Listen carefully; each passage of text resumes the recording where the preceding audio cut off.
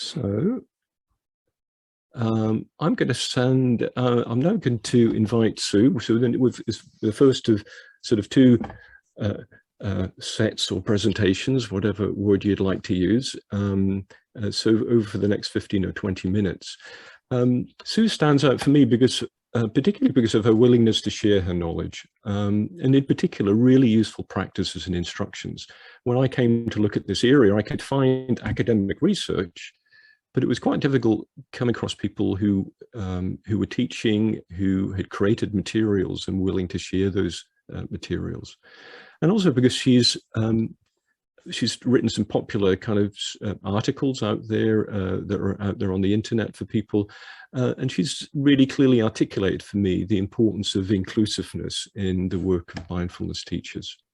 And obviously you can find out more about Sue and Jessica from their own websites as well. I'm sure you can find those online, or come to our kind of proto website, the Neurodiversity in Mindfulness, and take a look at her background there. So Sue, we're kind of on time exactly at the moment. So I'll hand the floor over to you. Amazing. Amazing. And it's so fun to be playing around with language. You know, Bob and Jessica and I have been talking a little bit about language, and I love even handing the floor over. That's an interesting concept. The floor. I'm in my bedroom floor, actually. This is the wall behind me in my bedroom. But thank you, all of you. So we are going to click along with our presentations in order to get to what we really want to do, which is really connect with all of you and hear what people are interested in doing going forward. One thing I would love to know, and I don't think we looked at this in our polls, could I please see a little bit of a show of hand? How many of you were at the May 2021 session? And that's only so that I'll know how much repeat or review to do. Can you just do it like either the raise hand, David and Becky and Emily and Chloette, Natalie, a number of people were here at the... So I see, yeah, so quite a few of us, and then quite a few of us here coming here for the connecting for the first time today, which is great. Wonderful. And we're you're all in the right place. So if it's your first time, that's perfect too.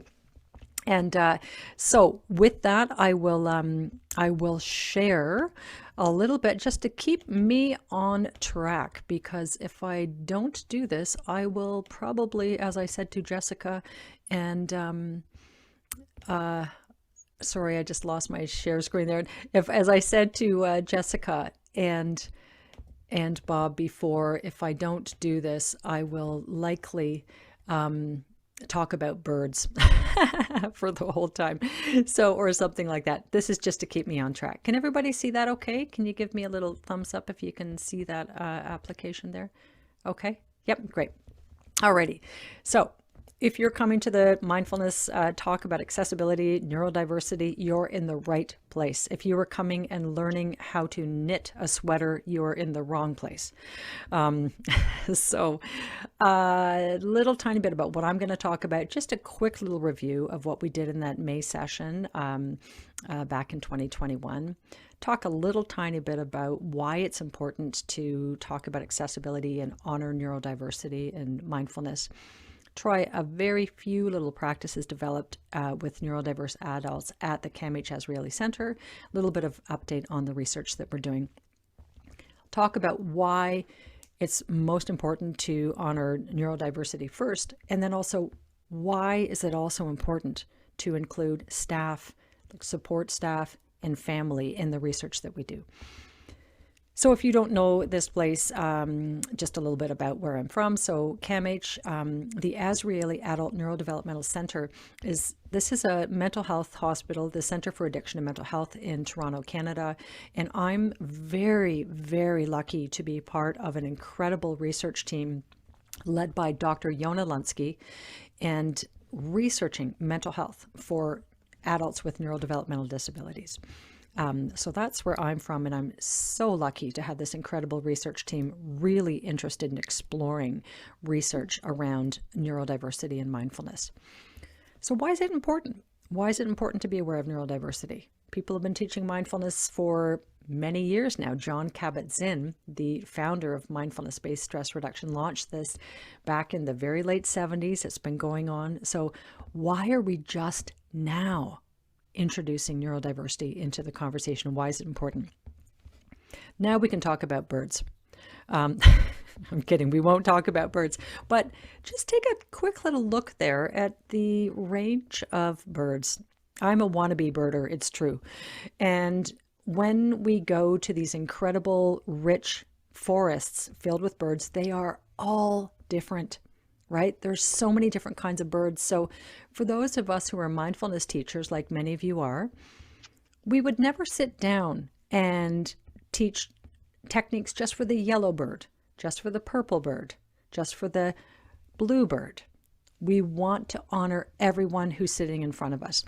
Interestingly, when the polls were done, 30% of people said, I work with neurodivergent adults. In the same way, when we talk about trauma, when the question is asked, how many of you work with people who are trauma survivors? It's probably way more than we know. Okay, same with neurodiversity. If you're teaching mindfulness, you've probably got a lot of people sitting in front of you who have invisible disabilities that you don't know. And they may be having adverse reactions to mindfulness, and you're not sure why. It could well be that there's an undiagnosed disability there. Here's one quote, and this was, Bob was talking about the article. This is where Bob and I first became friends, through sharing this information. This quote is from an article that I wrote for Mindful Magazine, and this quote is at the beginning of it because this really stuck out for me. One of the very first adults in one of our adult groups for neurodevelopmental disabilities researching mindfulness said, okay, so you need to know when I'm told to focus on sensations of the breath, it feels like there's a noose wrapped around my neck and it gets tighter and tighter and tighter. Now, so many mindfulness teachers get people to focus on the breath without even thinking about it, not realizing that can cause panic attacks. That can cause all kinds of dysregulated responses. Same with paying attention to the bodies. So there is a risk of sensory overload for neurodivergent people. And I think I'm probably speaking to the choir here. We'll go through this briefly, but I think many of you might relate to this, either the autistic people who are in the group here or teachers who are experiencing this too. It's really important to remember, and again, remember that image that I showed you of the birds. There was blue and yellow and purple and green birds. Neurodiversity is a vast term. So it's not like there's one cookie cutter approach that we can use with mindfulness for neurodivergent adults or children. Everybody's different. And that blanket includes ADHD, autism, anxiety, and there's many PTSD responses, post-traumatic stress disorder responses to sensory input that are very similar to ADHD and autism when it comes to mindfulness and turning the lights on within and paying attention to what's happening in a sensory way. The body's sensory system can become overstimulated, can result in dysregulation, panic attack, increased anxiety. So it's really important not to just teach mindfulness in that cookie cutter way and potentially create really adverse responses. A couple of little things, and we can do a little tiny bit of this right now. So remembering accessibility is super important. So everyone might not be sighted. So when we talk about the vision practices, we can't assume everyone in our group, especially when we're doing this virtually, and we don't know who's in the room with us, so to speak. However, we need to provide options with our language. So if you are sighted, for instance, you can look away from the computer for a moment. You can look up into the ceiling, up higher above the computer. See if you can just allow your vision to focus on, and again, if you're sighted, whatever it is your eyes fall upon. And can you just study vision? Can you study shape, color, light? And then take a look if you can broaden that. So keeping your eyes focused in one area in front of you, and then broaden. Can you take in as much shape and color and light in the whole room? Keeping the eyes looking forward, can you take in what's above you, what's beside you, what's below you? And then soften your gaze. We often talk in mindfulness about command of the gaze.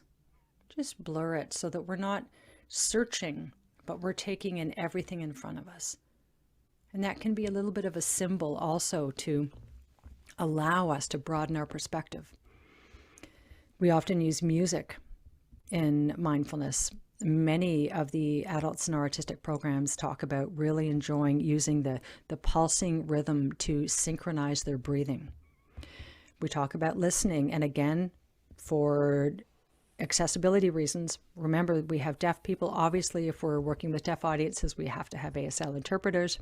But listening, focusing in on different sounds, and remembering a lot of those practices can be overloads. Touch, allowing people to utilize touch. Even right now, can you place a hand, if this is available to you, on your lap, on your thigh? Can you breathe in and stretch your fingers out? And then breathe out, bring your fingers back together. Just having your hand on your lap as you're listening. Breathing in, hand opens, breathing out, hand closes. So you can continue to do that. And then movement, utilizing smell. Right now, can you take note of what smell is in the room? Is there any smell? Can you breathe in? Lotus breathing, again, a technique we love. Opening the hand as we breathe in, closing the hand as we breathe out. Feel free to do some of this as we continue with our presentation. One little example of helping us understand in neurodiversity. Can everyone just hold one hand, if this is available to you, up in the air? Now, you'll remember doing this with me back in May, but for those who are just joining us today, this is a little quick and dirty inner experiment to sort of check out how we're wired. And it might be different today than tomorrow. So feel free to close your eyes if that's comfortable for you. Keep them open and just soften your gaze if you choose. But right now, can you observe sensations specifically in the hand? So can you take note if there's awareness of tingling, pulsing, temperature of the room, sensation of the palm of the hand, the fingers, the back of the hand? Okay, very good. Now, some of you may have noticed that you could really feel that. Some of you may not have felt a thing.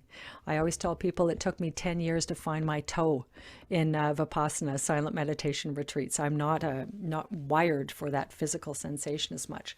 Now close your eyes once again if you're comfortable to do that. And now we're going to just take note, are we more wired for imagery? So just allowing the eyes to soften or to close. Can you imagine in front of you a red apple? Just picturing a red apple. How does the light fall on it? Is it sort of mottled in color? Is there a green leaf still on the stem? Can you picture the shape of that apple? Okay, very good. That's all I wanted you to do there. So feel free to enter into the chat. How many of you could actually feel the sensation of your hand more easily? How many of you imagine the apple? Feel free to share comments in the chat about what that was like for you. And take note, all we're doing is observing how we're wired. And it's okay. A lot of us don't feel sensations easily in the hand because we don't have those interoception abilities really clearly in the forefront. And aphantasia is this idea of not being able to see imagery in our imagination. That's really common for a lot of people. So when you're teaching mindfulness, if we assume people are all going to be able to feel sensation and imagine things, it's really exclusionary practice because a lot of people just can't. I'm going to say a few more things before we pass it over. We're really just, again, doing a brief overview. We want to continue the conversation. I'm just going to be speaking for a couple of minutes today. Just giving a little bit of an update. So the research that we've been doing at CAMH, I'll go forward here. So for those who are new, our research at the Azrieli Centre at CAMH started in around 2016. And we started off with caregivers. Now, for those of you in the UK, Richard Hastings is a researcher who's over at Bangor, or was at Bangor University, and he was helping Dr. Yona Lunsky sort of look at what was important around mindfulness. And And Richard Hastings was saying, you know what? Think about families with neurodivergent people with high support needs. The family is not taken into account. And so often the family is having a hard time with somebody who's maybe challenging them in certain ways. So let's research the caregivers. So that's what we started with. And we did that for a whole number of years. And then we turned it into a virtual research study. Years before the pandemic, we were already doing this virtually. And then included the research with groups of adults with neurodivergent, and then also caregiver dyads. But since then, so it's been going on for a number of years. We have a few publications that are out there in academic journals.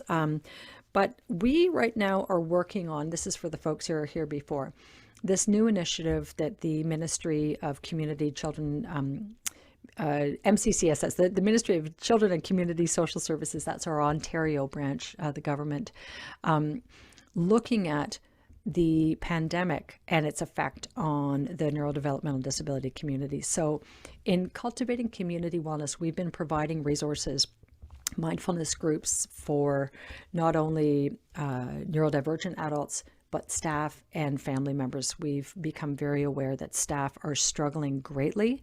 868 direct support staff working in neurodevelopmental disabilities participated in a survey which showed they are struggling. And when staff struggle, we know the people they support struggle. So we've been doing loads of groups to support staff. And we've got podcasts. We've got a few new podcasts for those of you who are here before. We'll share links to those. Talking Wellness with Developmental Services staff.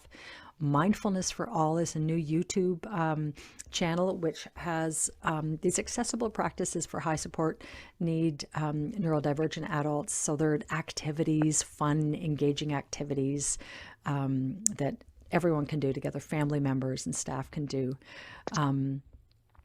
together. So there's sort of an overview for those of you who might not know. Our research groups started with caregivers, went into autistic adults. We've also got new groups that we're doing with sorry, just trying to mute here. I see some people are having trouble muting. With the autistic women, that's a new area. Newly diagnosed autistic women, women who have gone through life and, struggled in various ways and then get diagnosed late. And so we're starting that research with women. And then Special Olympics is another fun area. Nirbai Singh, got to mention his name when we talk about neurodiversity and mindfulness. He started, so back in 2007, started and did a research study, small one, and he's just only amplified the work since then. Basically, the takeaway is looking at mindfulness when staff are practicing mindfulness, how behaviors really reduced in group homes. And I won't spend a lot of time talking about that, but the big takeaway is we all need to do this. Again, brief overview, similar to trauma, many sense practices are triggers for neurodiverse people. And I think there's a lot of people probably nodding, say, yeah, Sue, we know. But just a bit of a review. Everyone may need a different sense anchor. And, interestingly, when it comes to this, we really, and Bob and Jessica and I were having a chat, which really went into human rights and accessibility issues around the importance of honoring accessibility in mindfulness and how it really does come down to a rights issue of accessing. So there's a few, Bob, you can let me know if we have time to do anything like that. I'll say a couple more things, but You've got, you're fine. You've got about another 5 minutes. Okay, perfect. So I'll do a little bit of one of these practices just to show us another example. But again, so Sue Hutton Mindfulness that's where I've just been parking everything. Whenever there's something going on with CAMH Azrieli Centre, I'll pop it into that website, because otherwise it can be difficult to go in and track down all these things. But Bob's getting a great website going for neurodiversity and mindfulness also. But I do try and pop a lot of stuff in that Sue Hutton Mindfulness one. There is, so there's the podcasts that are coming up. We've got some new autism-focused guided meditations developed with our advisors at Azraeli. We've got an upcoming, starting on February 2nd, a free 6-week group for direct support staff, largely in Ontario. But you know what? If you're a direct support staff out there and you're interested, contact me and maybe we can get you in on that group. And hiring neurodivergent advisors. We're working on funding to hire people to be in the driver's seat, which we've always had, autistic and neurodivergent people in the driver's seat, but we're really looking at securing regular funding. Mindful Society Global Institute. So starting in March, Mindful Society, if people are familiar with that group, are offering a month long. It's going to be neurodiversity and mindfulness. I'm going to be doing sessions every Friday. Now here we go into the time zone thing, which the math thing doesn't work well with me, but in Toronto time, it's 3 p.m. To 5 p.m. Feel free to, again, email me if you're interested in getting that. I'll put the link to register for that in my mailing list. There's a number of resources. And why don't we go back? If we still have time, I'm happy. And we're going to do question and answer later, folks. But if we still have time, I'll close off with one little practice. And I'll just review here. So I'm seeing Sally says, I see the red apple in my hand. Helen, feeling was better, couldn't imagine. Amira, both were good. Amanda, more wired for feeling, no image at all. Michelle saying both. Syra, and hi Syra, by the way, visualizing was easier. So see how completely different we all are. So imagine that you're somebody sitting in a meditation group and you're being taught to focus in this one area, and that's not your wiring. Hence the importance of inclusive language. So let's do a very, very brief little practice, and then we'll turn it over to Bob and hear Jessica. So very, very briefly, I'd love us to engage in taking a look at the breath, remembering not everybody wants to feel the breath because it can be a trigger. So what I'd like us to do is a couple of things. So let's utilize that lotus breathing. That's really the majority of adults in our neurodivergent groups. When we ask them, what's your favorite? They're like, the lotus breathing. So let's try this. Can everybody just assume a posture in which you're straightening up just a little bit? And let's take our temperature.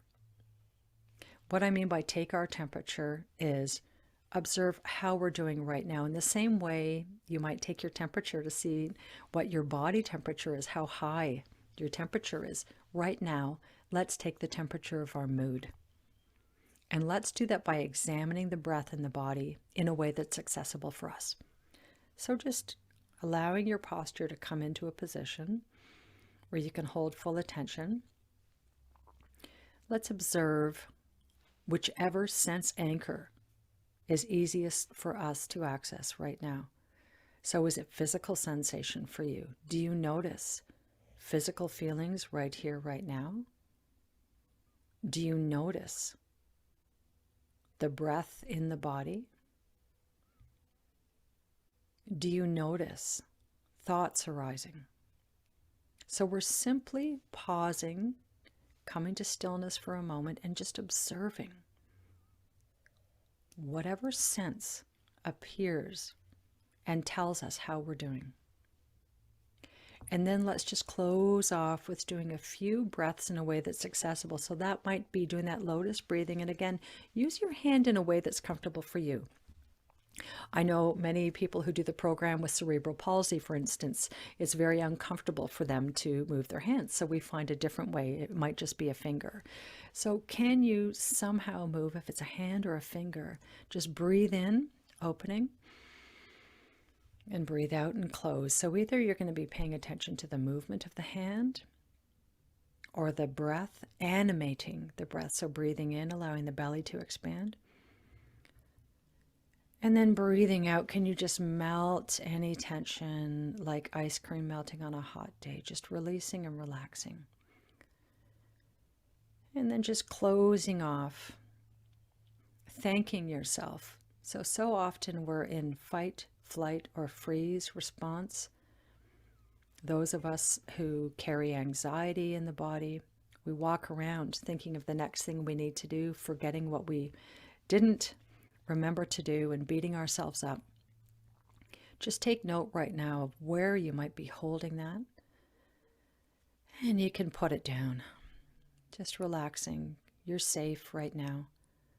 And just offer a thank you to the body for letting you know what it is that you need to pay attention to. One more breath in, and releasing and relaxing.